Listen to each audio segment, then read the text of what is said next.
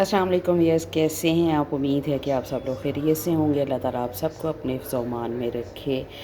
तो गर्मियाँ स्टार्ट होते ही खीरे तरे और कैरियाँ जो है आ जाती हैं और सलाद भी बहुत ही मज़े की बनती है इन सारी चीज़ों से। और कैरियाँ जो हैं, कैरियाँ तो हर बंदे की फेवरेट होती हैं और मैं बनाने लगी हूँ आज इससे बहुत ही मज़े की चटनी, जो कि तकरीबन हर घर में ही बनाई जाती है, लेकिन मुख्तलिफ़ तरीक़ों से इसकी चटनी बनाते हैं। मैं कैसे बनाऊँगी ये मैं आप लोगों के साथ आज शेयर करती हूँ। तो इसके लिए मैंने ली है एक पुदीने की गट्ठी, ढेर सारा सब्ज़ धनिया, सब्ज़ मिर्चें और लहसुन की कलियाँ ली हैं, 2 मैंने कैरियाँ ली हैं और इन सब को बनाते हैं। सबसे पहले पुदीना और जो धनिया है ना, इसको हम अच्छे से काट लेते हैं और फिर उसके बाद कैरियाँ जो हैं, ये कैरियाँ छील के तो फिर इसको हम चटनी बनाएंगे।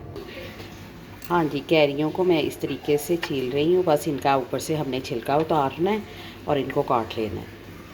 हाँ जी, ये मैंने सारे जो हैं इनको मैंने काट लिया है और ये जो कच्ची सी इसकी गुठली होती है इसको निकाल दी है। अब हम इसको एक ब्लेंडर में डाल के सारी चीज़ों को ब्लेंड कर लेते हैं। धनिया, पुदीना, कैरियाँ और लहसुन, सब्ज़ मिर्चें, ये सारी चीज़ें हम डालेंगे इसके अंदर। और अब मैंने डालना है इसके अंदर नमक,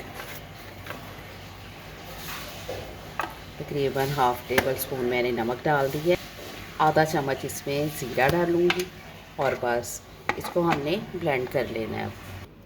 और ये हमारी जो है मज़ेदार सी कैरी की चटनी ये बिल्कुल रेडी है। ज़रूर ट्राई करिएगा। ये हर चीज़ के साथ बहुत ही मज़े की लगती है। पराठा हो या देसी घी से चोपड़ी हुई रोटी हो, कोई भी चीज़ हो, इवन आप पराठे के साथ वैसे भी खा लें तो बहुत ही मज़ा आता है। ज़रूर ट्राई करिएगा और कमेंट्स में बताइएगा कि मेरी रेसिपी आपको कैसी लगी। लाइक और शेयर करना ना भूलें। कल हम इंशाल्लाह एक नई रेसिपी के साथ मिलेंगे। दुआओं में याद रखें। अल्लाह हाफ़िज़।